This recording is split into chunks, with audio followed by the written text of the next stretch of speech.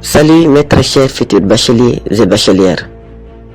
Je reviens aujourd'hui vous faire le résumé du contrat social produit par Jean-Jacques Rousseau, un ouvrage clé du programme avec l'apologie de Socrate que vous pourriez trouver à la fin de l'année, surtout pour ceux qui vont partir au second tour.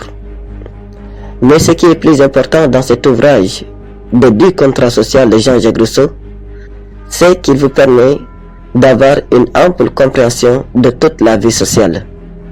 Car toutes les notions, tous les thèmes, toutes les idées qui sont développées dans cet ouvrage, vous les retrouvez dans la leçon portant sur nature et culture, individu et société, liberté et État.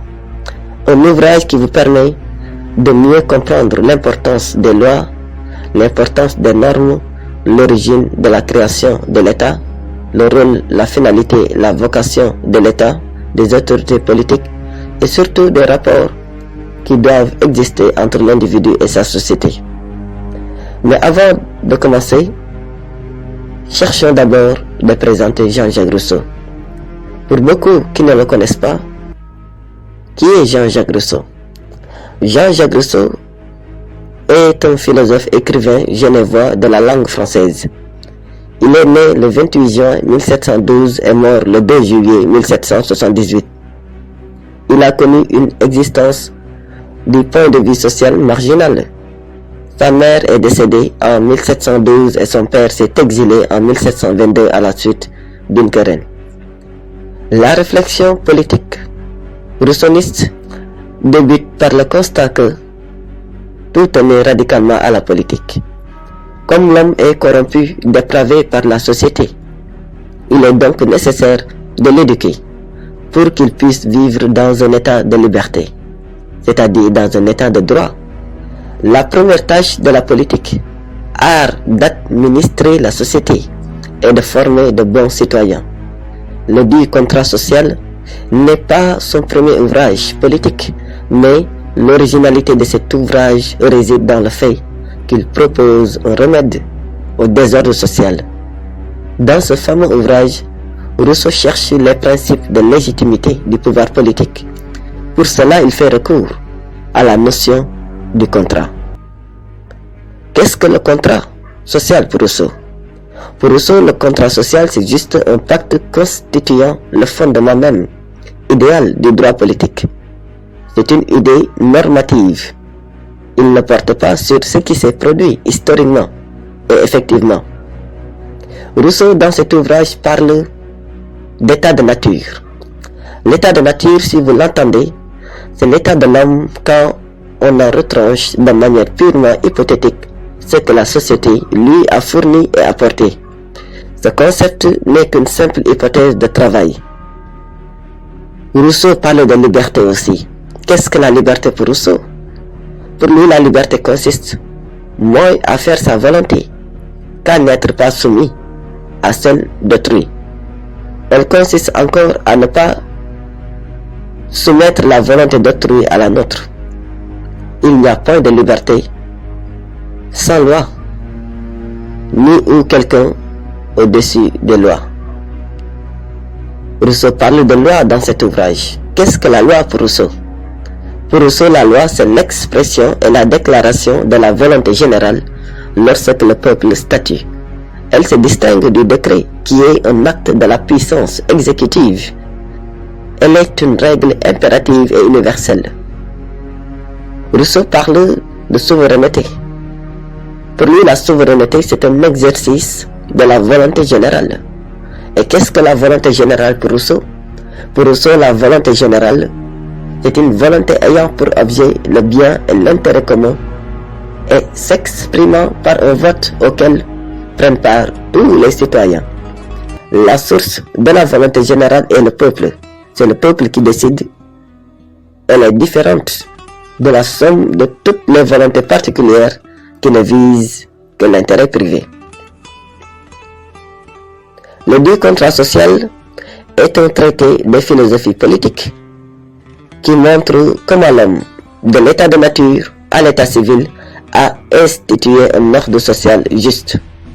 Dès le préambule du livre 1, il énonce explicitement son projet. Il dit « Je vais chercher si, dans l'ordre civil, il peut y avoir quelques règles d'administration légitimes et sûres, en prenant les hommes tels qu'ils sont et les lois telles qu'elles peuvent être. » Rousseau se demande « Mais quel est le fondement de l'autorité politique? Qui détient la souveraineté? Qu'est-ce que la volonté générale? La liberté est-elle possible? Peut-on parler de liberté chez l'homme, là où il y a des contraintes provenant des règles sociales ou étatiques? Comment concilier obéissance et liberté? Qu'est-ce que la loi? Le dit contrat social cherche à répondre à toutes ces questions. Il est composé de 4 livres. Les 2 premiers livres sur lesquels porte le programme s'intéressent à l'autorité politique et les 2 derniers livres montrent la mise en pratique de l'autorité politique. Dans le livre 1 du contrat social, où le thème est le pacte social, il s'agit ici de voir le fondement de l'autorité politique. Pour cela, Rousseau, dans les chapitres 2, 3 et 4, fait une critique acerbe des conceptions qui soutiennent que l'autorité politique est fondée soit sur l'autorité paternelle ou soit sur le droit du plus fort et le pacte de soumission ou d'esclavage. Pour Jean-Jacques Rousseau, le fondement légitime de l'autorité politique est le contrat social. Il le dit dans le chapitre 5, consistant en une forme d'association par laquelle chacun s'unissant à tous n'obéisse pourtant qu'à lui-même et reste aussi libre qu'auparavant. Celui-ci est un engagement mutuel de chacun envers tous et de tous envers chacun. C'est un consentement unanime. Chacun est non seulement libre, mais participe à la volonté générale. Par conséquent, Rousseau met en place le concept principal du souverain. Le souverain ne peut être que le peuple. Il le dit dans le chapitre 7. Par le contrat social, l'homme perd sa liberté naturelle et un droit illimité à tout ce qui le tente et à tout ce qu'il peut atteindre.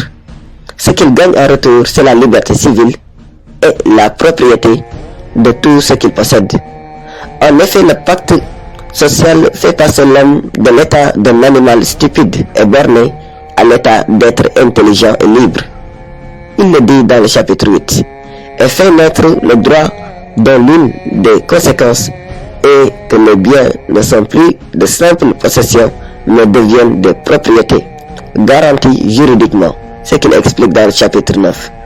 C'est ce qui fait dire à Rousseau que l'obéissance à la loi qu'on s'est prescrite est liberté. Le renoncement à la liberté est donc incompatible avec la nature humaine. Dans le livre 2, Rousseau parle de la souveraineté. La souveraineté en tant qu'exercice de la volonté générale est inaliénable. La souveraineté n'étant que l'exercice de la volonté générale ne peut jamais s'aliéner, dira-t-il. Pour Rousseau, même si le pouvoir du souverain est absolu, il n'est pas illimité. Le pacte social donne au corps politique un pouvoir absolu sur tous les citoyens, mais le souverain, de son côté, ne peut charger les sujets d'aucune chaîne inutile à la communauté. Selon Jean-Jacques Rousseau, le souverain dispose donc du droit de vie et de mort sur ses sujets, et la peine de mort est légitime. Le souverain assure l'exercice de la volonté générale par l'application de la loi, rédigée par un législateur qui est une intelligence supérieure, un pédagogue de nature neutre, qui, dans sa proposition de loi, doit adapter les lois à la maturité du peuple, doit tenir compte de la taille du pays et examiner les ressources naturelles du pays.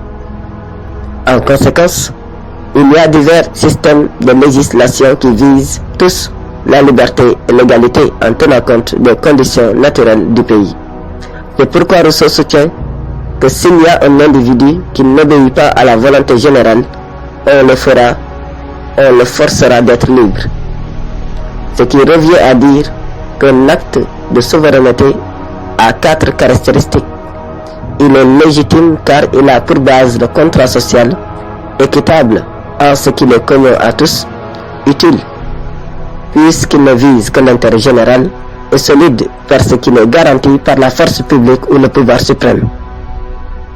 Cet acte par lequel le souverain statue est la loi, qui est la condition de l'association civile. Mais il existe 4 sortes de lois. Les lois publiques, les lois politiques qui définissent la forme du gouvernement, les lois civiles qui règlent les relations des citoyens, les lois criminelles qui définissent les sanctions en cas de désobéissance, et les mœurs ou lois non écrites qui sont la clé de voûte du droit.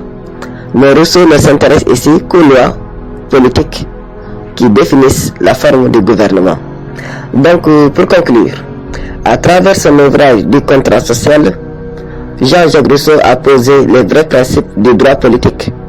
À ce titre, il demeure un penseur décisif et incontournable en ce qui concerne l'établissement de l'état de droit. D'ailleurs, du point de vue pratique, la révolution de 1789 doit l'essentiel de ses principes d'organisation politique à Rousseau, et la personne fut l'objet d'une absolue vénération de la part des révolutionnaires. Robespierre voyait en Rousseau un précepteur du genre humain.